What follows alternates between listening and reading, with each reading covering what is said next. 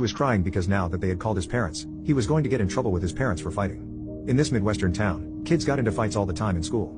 They didn't usually call the parents unless it was serious. Troy hadn't seen himself in the mirror and really hadn't registered how bad his wound was. He thought he would get back to class after he got cleaned up. Troy's parents were so strict that his 13-year-old mind could only focus on their rules while he was bleeding all over the place with a gash through his face. All he could think about was the test he missed, until it was replaced by the bigger worry that his parents would be furious that he got into a fight.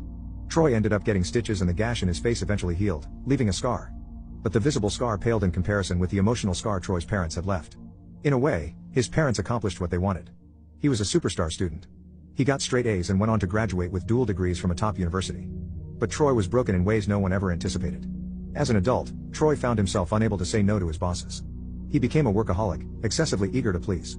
He would beat himself up if his manager was less than 110% happy. He saw any type of comments or critique regarding his work as failure. Troy had carried his parents' rules into adulthood, into a world where the rules don't work. In the real world, managers will always have comments or request changes. In a world where things are often a constant, moving target, there's no such thing as 100%, an A, or extra credit. Although Troy consciously understands this, Troy cannot change his visceral reactions. Decades later, the programming he received is still running strong in his subconscious. It's straight A's or no Christmas.